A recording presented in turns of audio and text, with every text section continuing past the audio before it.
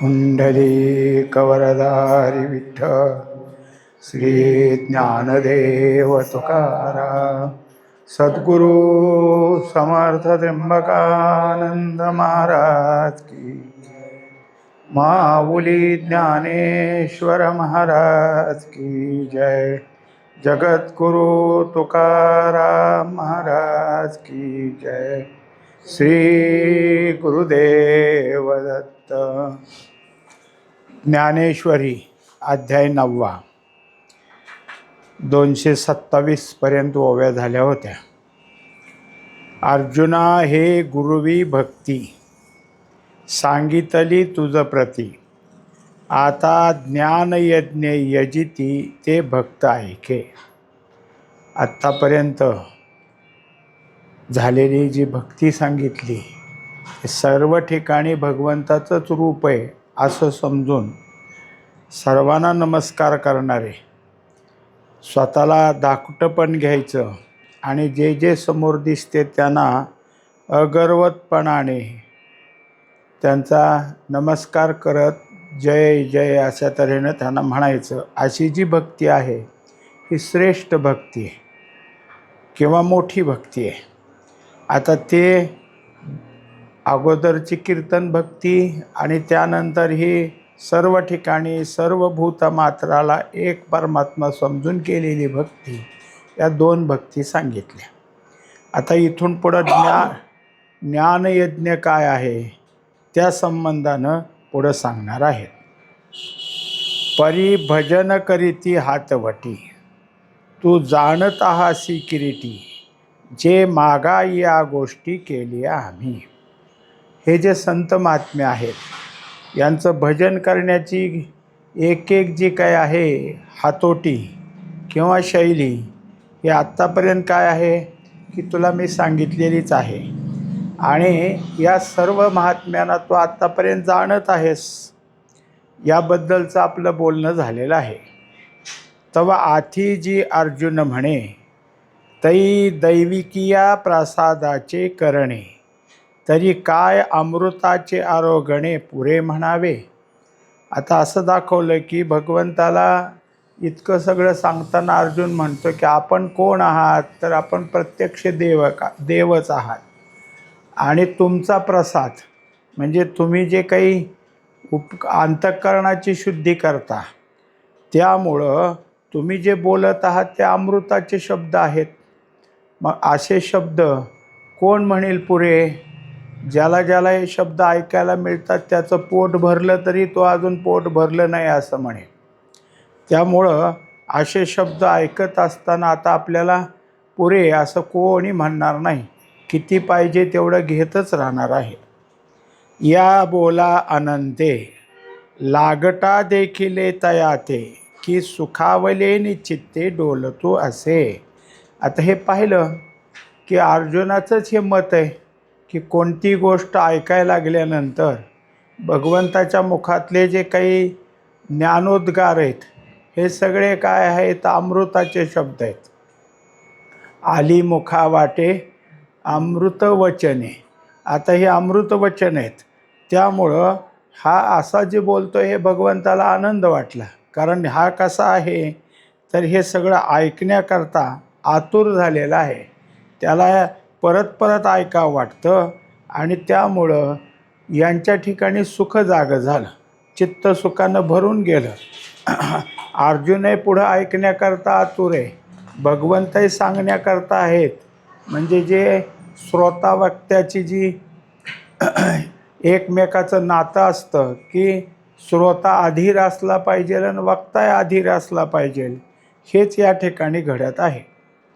म्हणे भले केले पार्था, एरवी हा अनवसरू सर्वथा, परी बोलवितसे आस्था तुझी माते। आता भगवंतानी काय केलं की इतकं स्पष्टतेने सांगितलं की तू जो ऐकायला तयार झाला आहे, वास्तविक पाहता हा प्रसंग आहे का? मी तुला ज्ञानाच्या गोष्टी सांगाव्यात आणि तू ऐकायची तयारी दाखवावी असा प्रसंग हा नाही, पण तुझी जी काही आस्था आहे, तुझी श्रद्धा आहे, या श्रद्धेमुळं तू मला बोलतं केलेलं आहेस। तवा अर्जुन म्हणे हे काही, चकोरे विण चांदणेची नाही, जगनिव विजय हा तयाच्या ठाई, स्वभाव की जी. आता उदाहरण दिलं की जसं चकोर आहे आणि चकोराला चांदण्याशिवाय काही पोट भरत नाही, त्याचं चांदणं हे चकोराचं खाद्य आहे. पण एकट्या चकोरासाठी चांदणं पडतं का? तर ते सगळ्या जगाला शांत करणार आहे. आणि असं शांत करणं हे जसं चंद्राचा स्वभावच आहे तसं तुमचं आहे. एरे चकोरे ती आपुलिये चाडे, चाचू करती चंद्राकडे, तेवी आम्ही बिनवू ते थोकडे, देवी देवो कृपा सिंधू.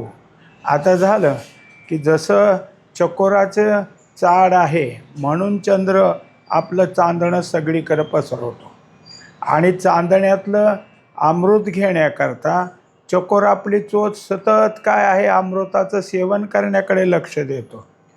तसंच आहे ते, जसं आहे तसं आपली कृपा या ठिकाणी बाहेर पडू लागली की आमचेसुद्धा कान काय आहे ते ऐकायलासाठी अतिशय अधीर झालेले असतात.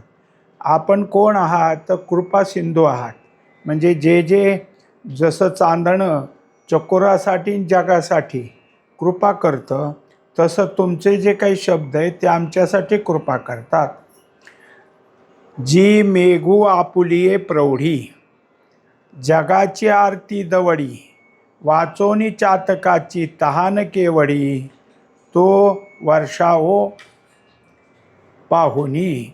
आता दुसरं उदाहरण दिलं की आकाशात ढग येतात पावसाचे आणि काय करतात तर सगळ्या जगाची इच्छा पूर्ण करतात. पावसाकडं डोळे सगळ्या जगाचे लागलेले असतात. पण नुसतं तेवढ्यासाठीच नाही तर जसं चकोर आहे तसं चातक आहे. चातकसुद्धा पावसाचंच पाणी पितो, दुसरं पाणी पिता येत नाही त्याला. आणि ते पाणी हेच त्याचं काय अन्न आहे, त्यामुळंच त्याची तहानही भागतीन पोटही भरतं. ते पाहून चातकासाठी वर्षा, पण सगळ्या जगाची अर्थता पूर्ण करणं हे मेघाचं काम आहे. परी चुळा एकाचिया चाडे, जेवी गंगे तेची ठाकावे पडे, तेवी आर्त बहु का थोडे, तरी सांगावे देवा. आता एरवी काय आहे, तहान लागली म्हणजे तहान लागलेला मनुष्य किती पाणी पिईल? काय ओंजळभर. आणि त्याच्याहून जर लहान असेल तर अगदीच थोडं पासाभरच. पण यांची तहान भागवण्याकरता सतत गंगेला वाहावं लागतं. त्याकरता जे तहानेले आहेत ते तहानेलेले गंगेकडंच जातात. म्हणजेच गंगा, आता गंगा काय झालं हे त्याच्यासाठी दिलेले असं उदाहरण दाखवलं. पण जिथं जिथं पाणी तहान भागतं ते गंगेचं स्वरूप असतं. कुठेही पाणी म्हणले की गंगेचं स्वरूप आहे. म्हणून गंगा जी आहे ही गंगा काय आहे की सगळ्याची तहान भागवणारी आहे. तेथे देवे म्हणितले राहे, तो संतोषो आम्हा जाहला आहे, तयावरी स्तुतीस आहे, ऐसे उरणे नाही. आता देवानं शांत केलं, कारण आत्तापर्यंत उदाहरण देऊन तू कसा श्रेष्ठ आहेस. जे चकोरासाठी चंद्र म्हणून तू आहेस, चातकासाठी मेघ म्हणून आहेस आणि तहानेलेल्यासाठी गंगा म्हणून आहेस. हे जसं ह्या सगळ्या उदाहरणातून भगवंताची श्रेष्ठता सांगितली. देवानं सांगितलं आता थांब जरा, तू किती आनंदित झालेला आहे ऐकायला हे कळालं. आता तू जे काय माझी स्तुती करत आहेस ते राहू दे. पै परिसतू आहासी निकिया परी, तेच वक्तृत्वा वराडिक करी, ऐसे पुरस्कारोनी श्रीहरी आदरिले बोलो. आत्तापर्यंत काय असतं, ऐकणाऱ्याला किती चाड आहे हे महत्त्वाचं असतं. कारण मनुष्य काय आहे की काही असलेली अडचण सांगायला तयारच असतो. अडचण आहे हे निश्चित असतं. पण या सगळ्यामध्ये जे काही त्याच्या अंतःकरणाची खरी चाड आहे ते लक्षात येते. तेच वक्तृत्वावर अधिक करी. आणि ते जर असले तर वक्ता आहे ना. श्रोतासमोर कोणी बसला नाही तर वक्ता कोणासाठी? मग आता याच्यात एक आहे की श्रोता आणि वक्ता, याबरोबर श्रोत्याच्या ठिकाणी जे अनेकत्व आलं, अनेक श्रोते असले तर त्याला अनेक श्रोते म्हणण्याकरता वऱ्हाडिक असा शब्द दिला. म्हणजे असतं कुणाचं लग्न नवरा नवरीचं, पण जमतेत लोक त्यांना काय म्हणायचं असतं, वऱ्हाडिक. हे सगळं वऱ्हाड काय आहे, या निमित्तानं आलं आहे. तसं श्रोतारूपी सगळे जमलेत, ते ऐकायच्या निमित्तानं आलेत आणि त्यामुळंच वक्तृत्व होतं. तेव्हा या सगळ्यामध्ये ऐकण्याची चाड असावी लागते. त्यालाच निकिया परी म्हणजे निकड असणं हा त्याचा काय एक भाग झाला. ऐसे पुरस्कारोनी श्रीहरी आदरले बोलो. आता हे सगळं झालं आणि मग पुढचा विषय घ्यायचा आहे. कारण एक भक्ती सांगितल्यानंतर त्यांनी स्पष्ट केलं की आता तुला ज्ञानयज्ञ हे तुला मी सांगतो, म्हणजे त्या भक्तीचा दुसरा प्रकार. पण त्याच्यासाठी एवढ्या ओव्या अगोदर घालवल्या की त्यामुळं ऐकणारा आणि सांगणारा या दोघांचं नातं कसं आहे हे समजून देण्यात इतके काय आहे ओव्यांचं स्पष्टीकरण माऊलीने दिलेलं आहे. कारण माऊलीला याची गरज असते.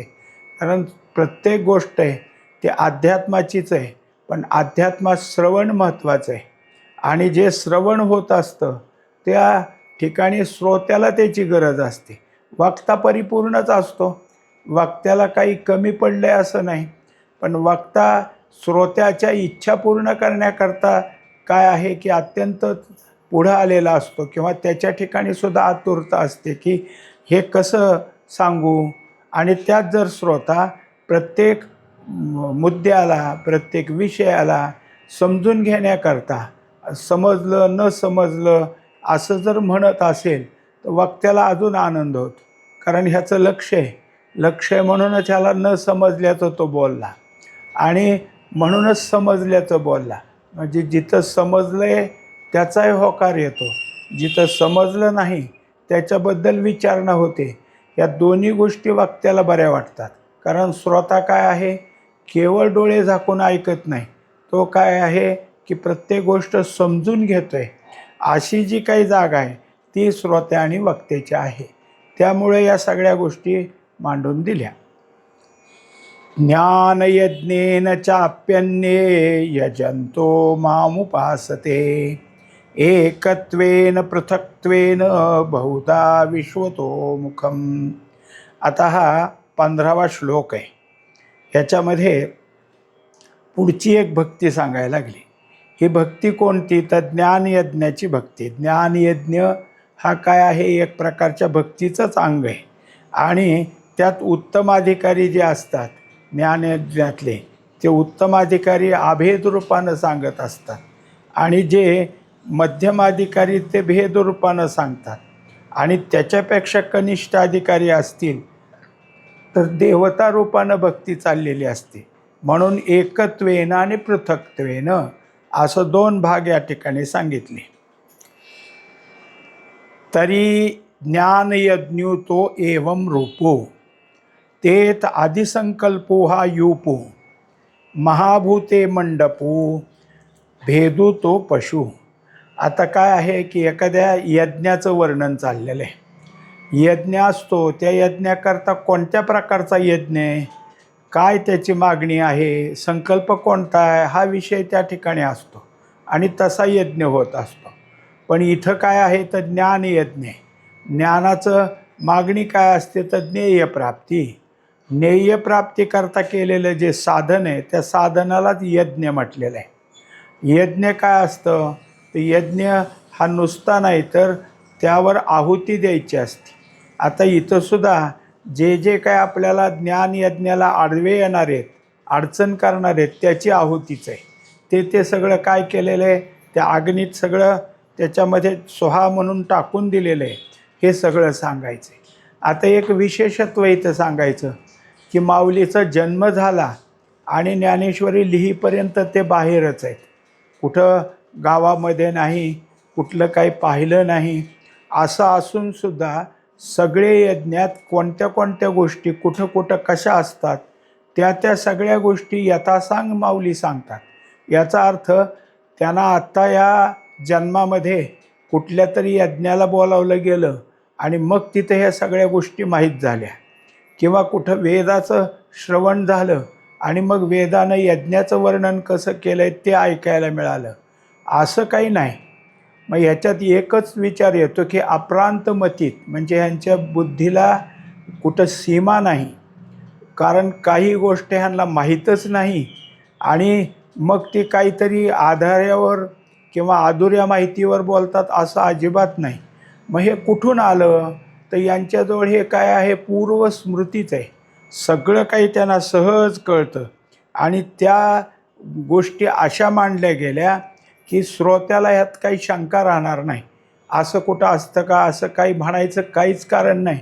उलट तुम्ही आम्ही जे आहोत ना, ते आता आपल्याला यज्ञ कसा असतो ते उलटं माऊलीच्या शब्दानं कळलं. यज्ञात कोणत्या गोष्टीची गरज असते आणि कसा कसा यज्ञ चालतो यांचा विचार ऐकल्यानंतर आपल्या डोळ्यापुढं सुद्धा प्रत्यक्ष यज्ञाचं चित्र उभं राहतं. आपणही कुठं जाऊन पाहिलं आहे, कुठं यज्ञाची फार, आता यज्ञ म्हणजे महा असतो, तिथं सगळ्या गोष्टीची तयारी करावी लागते आणि मगच तो यज्ञ चालू होतो. खर्चिक असतो. घरोघरी काही कारणानं तयार केलेले ते होम असतात, तेवढ्यापुरतेच असतात आणि यज्ञ हा मोठा असतो. हे सगळं पाहण्याकरता आपल्याला काय आहे की यज्ञ कुठं पाहायला मिळाले नाहीत, पण माऊलींनी केलेल्या वर्णनानं आपल्याला यज्ञाची जी काही संकल्पना आहे ती आपल्या पुढे येते. आता त्यांनी दाखवलं की ज्ञानयज्ञ हे एक रूपक आहे. ते काय आहे तर ते आदिसंकल्पो हा युपू, तर यज्ञ करायचा आहे असा जो संकल्प असतो तो सुरुवात आहे.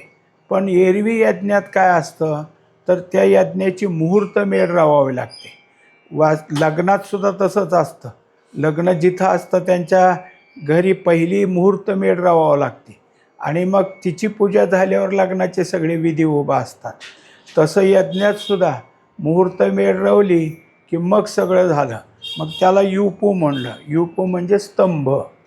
हा काय आहे, आदिसंकल्प हाच स्तंभ आहे.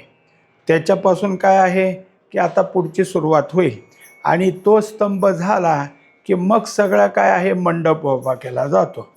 महाभूते मंडपू भेदू तो पशु. आता तिथं काय केलं, मंडप उभा करण्याकरता हे पंचमहाभूत हेच त्याचा मंडप आहे आणि त्याच्यामध्ये भेद तो काय आहे, पशु आहे. पशु का असतो तर शेवटी बळी द्यायचा असतो आणि मंडप का असतो तर त्या मंडपातच हे यज्ञ चाललेला असतो. आता एक धरायचं की हा यज्ञ चालला आहे, तिथं आदिसंकल्प हा स्तंभ आहे. आदिसंकल्प कुठं उभा राहतो तर आपल्याच अंतःकरणात. म्हणून आपल्या अंतःकरणात हा पहिला स्तंभ निर्माण झाला. आणि अंतःकरण कुठे आहे तर या देहाच्या ठिकाणी. देह म्हणजे कोण आहे तर पंचमहाभूत. पंचमहाभूत हा मंडप आहे, देहरूपी मंडप झाला. त्याच्यात आदिसंकल्प कुठं उभा राहतो, अंतःकरणात. पण तो काय झालेला आहे, स्तंभ झालेला आहे. पहिल्यांदा अंतःकरणात स्तंभ उभा केला म्हणजे संकल्प उभा राहिला आणि मग पंचमहाभूताचा हा देह याला त्या क्रियेला म्हणजे त्या सत्कर्माला सादर केलं. तिथं पहिलाच जो देहाच्या ठिकाणी भेद आहे त्या भेदाला पहिल्यांदा नष्ट करायचं आहे. म्हणून भेद तो पशु. पशु काय पहिल्याच दिवशी यज्ञाच्या सुरुवातीला लागतो असं नाही, पण तिथं आणून ठेवलेला असतो. त्याला कोणत्या यज्ञाला कोणत्या प्रकारचा पशु लागतो, म्हणजे मेंढा लागतो किंवा ह्याच्यातला काय आहे बोकड लागतो, हे त्या त्या यज्ञाचा प्रकार आहे. पण त्या त्या रंगाचाच असतो. कुठं कोणता रंग आहे ते यज्ञाची प्रत्येक रचना, यज्ञाचा विषय वेगळा आहे आणि त्याला तो असलेला पशु वेगळा असतो. आता इथं आणला, इथं कोणता आणला पशु तर भेद. भेद कुठं आहे तर आमच्या अंतःकरणातच आहे ना. आमचं भेदाशिवाय जीवनच नाही. भेदच संपवल्याशिवाय आपल्याला सर्व व्यापकता येणारच नाही. मग पाचाचे जे विशेष गुण अथवा इंद्रिये आणि प्राण हेची यज्ञोपचार भरण अज्ञान घृत. आता यज्ञामध्ये जसं कुंड केलेलं आणि तिथं सगळं जर काही असेल तर मुख्य काय असतं तर मुख्य त्या ठिकाणी जे काही असेल ते समिधा अजून तिथं असणाऱ्या गोष्टी लागत असतात. मग आता त्या कोणत्यात फक्त आमचे पंचविषय शब्द स्पर्श रूप रस गंध हे जे काय आहेत हेच त्या ठिकाणी आहेत. आणि त्यांना सगळ्याला धारण करणारा कोण आहे? ते इंद्रिय आहेत. त्या इंद्रियाकडून विषयाची मागणी करून विषय भोगले असं सगळं करून देणारा कोण आहे? तर प्राण आहे. हेच इथले झाले यज्ञाचा उपचार करण्याकरता लागणाऱ्या गोष्टी ज्या आहेत त्याच आहेत. म्हणजे आता इथं जे पंचविषय आहेत ते संपवायचे आहेत.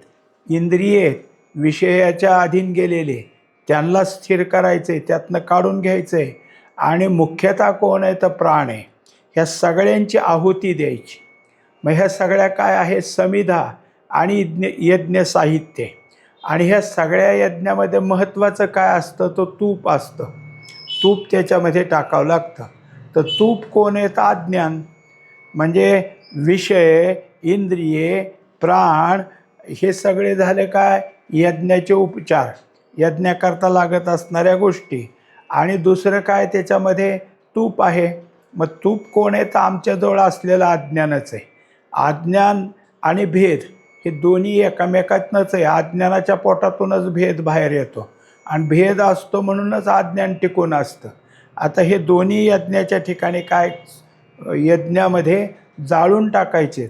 कोणता यज्ञ? ज्ञानयज्ञ. ज्ञानरूपी अग्नीमध्ये हे सगळं नष्ट करायचं आहे. तेथ मनबुद्धीची या कुंडा आतू ज्ञानाग्नी धडफुडा साम्य तोची सुहाडा वेदी जाणे. आता पहिल्यांदा हे सगळं साहित्य तिथं आणलं. आपण जे आत्ताच्या ओवीत पाहिलं ते साहित्य जमा केले. आणि यज्ञ सुरुवात करण्याकरता यज्ञकुंड असावं लागतं. यज्ञकुंड कोण आहे? तर मनबुद्धी हे कुंड आहे. म्हणजे त्या कुंडात अग्नी पेटवावा लागतो.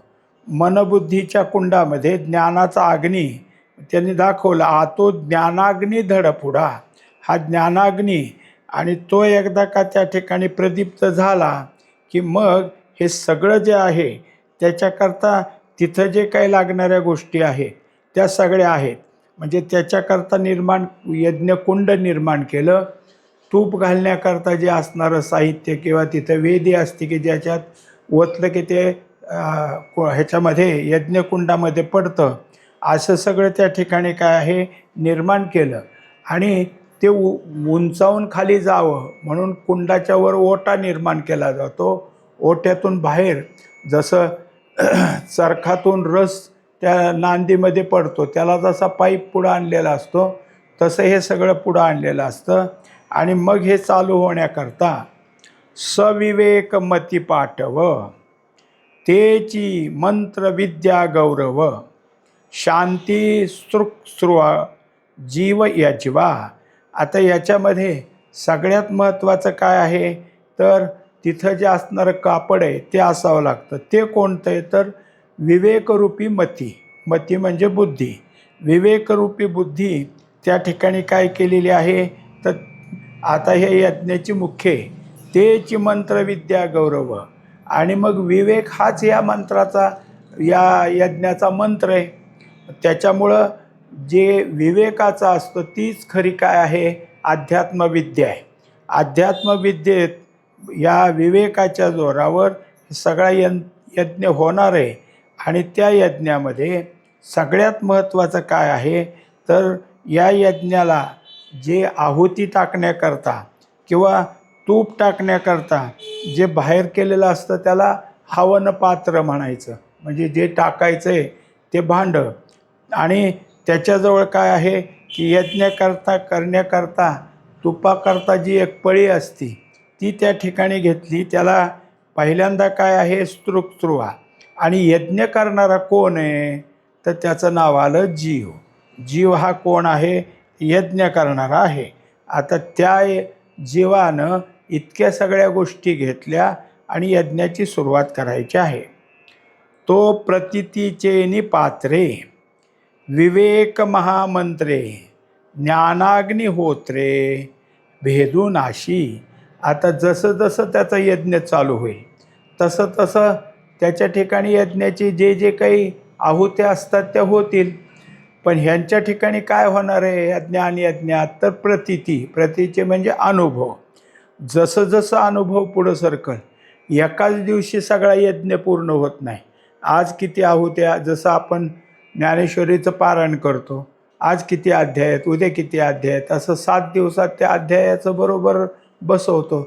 तसं यांनीसुद्धा हे सगळं बसवलेलं आहे. तेवढे तेवढे आहुते त्या त्या दिवसाला आहेत.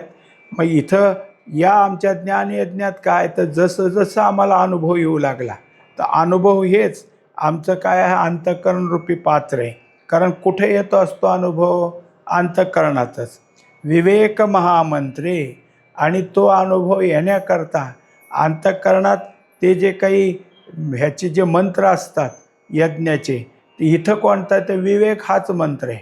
म्हणजे ते अंतःकरणातले विचार, सत्य काय असत्य काय, किंवा नित्य काय अनित्य काय, याचा शोध करतात.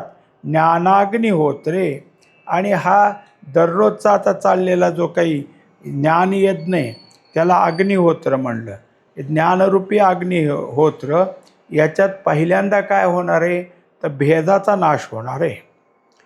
तेथ अज्ञान सारोनी जाये, आणि यजिता यजन हे ठाये, आत्मसमरसी न्हाये अवभृती जेव्हा. आता काय काय नासल? पहिल्यांदा तर भेद संपला. तेथ अज्ञान सरुणी जाये, अज्ञानरूपी घृत तिथं टाकल्यामुळं ते जसं जसं यज्ञ होऊ लागला तसं तसं ते घृत संपत गेलं, म्हणजे अज्ञान संपलं. आणि यजिता यजन हे ठाये, तेव्हा जो यज्ञ करणारा आहे आणि जो यज्ञ चालला आहे, अर्थात यज्ञ करणारा जीव आणि यज्ञ कसायचा आहे, ज्ञानाचा, हे सगळे कसे झाले? एक झाले. म्हणजे ज्ञाता आणि ज्ञान एक होऊन कुठं जाऊन आले? तर आत्मसमरसी न्हाये, आत्म्याशी एकरूप झाले. हेच काय आहे? तर यज्ञाच्या शेवटी करायचं स्नान आहे. आणि त्या स्नानानंतर तिथं जे काही यज्ञ पूर्तता असते ती सगळी पूर्ण होणार आहे. आता तिथं त्या ज्ञानात यज्ञाचा, ज्ञानरूपी यज्ञाचं शेवटचं स्नान झालं की यज्ञ पूर्ततेला झाला. तेव्हा भूते विषय करणे, हे वेगळाले काही न म्हणे, आघवे एकची ऐसे जाणे आत्मबुद्धी. तेव्हा ह्या ज्ञानयज्ञानं भेद संपवला, अज्ञान संपवलं. आता भूतमात्राची भेदता त्याच्याजवळ उरलीच नाही. सगळं त्याला एक दिसायला लागलं. आज त्याच्याजवळ दुसरं काही नाही. मग हा जो काही आहे तो भूतमात्रा आणि दुसरे काय विषय, या ठिकाणी त्याचं वेगळेपण संपलं. फक्त आत्मबुद्धीच त्याच्या ठिकाणी जागी झालेली आहे. जैसा चेईला तो अर्जुना, म्हणे स्वप्नीची हे विचित्र सेना, मीच जाहलो होतो ना निद्रावशे. आता त्याला उदाहरण दिलं की कुणी एक झोपेमध्ये त्याला स्वप्न पडलं आणि सगळं काय आहे, युद्धाचंच त्या ठिकाणी मांडणी झाली. कशी मांडणी झाली? तर अनेक प्रकारचे सगळं सैन्य, घोडदळ, हत्तीदळ, उंटदळ, पायदळ, असे सगळेच आहेत. आणि ते सगळं काय आहे, युद्ध होत होतं आणि ते हा पाहत होता. पण थोड्या वेळात ह्याची झोप संपली, जागा झाला. तेव्हा इतकं सगळं कोण बनलं होतं स्वप्नामध्ये? तर तोच बनला होता. म्हणून हे सगळं मीच बनलो होतो. तेव्हा आत्तापर्यंतचं माझं जे अनेकत्वाचं विचार होता, भेदरूप होते, ते भेद सगळा संपला. कारण मीच हे सगळं बनलो होतो हे मला कळालं. आता सेना ते सेना नव्हे, हे मीच एक आघवे, ऐसे एकत्वे मानावे विश्वतया. तेव्हा आत्तापर्यंत दिसत असलेली ही यज्ञाची सेना, ही सेना नसून मीच हे सगळं भास्वरूपानं बनलो होतो. माझ्या ठिकाणी वेगळेपण काही नव्हतं, हेच माझं एकत्व आहे. आणि ह्या एकत्वातून हे सगळं विश्व माझ्या पुढं दिसत होतं. आता एक रूप झाल्यानंतर विश्व आणि परमात्मा हे दोघं वेगळे राहिले नाहीत. मग तो जीव हे भाष सरे, आब्रह्म परमात्मबोधे भरे, ऐसे भजती ज्ञानाद्वारे एकत्वे येणे. आता जीव हा शब्द राहिला नाही, कारण जीव आणि ब्रह्म एक झालं. तिथं हा शब्द राहिला नाही. मग कसं झालं? तर आब्रह्म म्हणजे ब्रह्मापासून ते ह्याच्यापर्यंत कीटकापर्यंत जेवढं काय असेल ते सगळं परमात्मा स्वरूप झाला असा मला बोध झालेला आहे. हेच झालं ज्ञानयज्ञ. यालाच काय आहे, ज्ञानाद्वारे एकत्व येणे. ही एक भजनाची पद्धत आहे. ज्ञानयज्ञातून भगवंताशी एकरूप होणं ही एक आपण भक्ती किंवा यजन ह्या रूपातून त्याचं भजन कसं चालतं महात्म्यांचं हे पाहिलेलं आहे. पुंडलिक वरदारी विठ्ठल श्री ज्ञानदेव तुकाराम सद्गुरु समर्थ त्र्यंबकानंद महाराज की जय. माऊली ज्ञानेश्वर महाराज की जय. जगद्गुरु तुकाराम महाराज की जय. श्री गुरुदेव दत्त.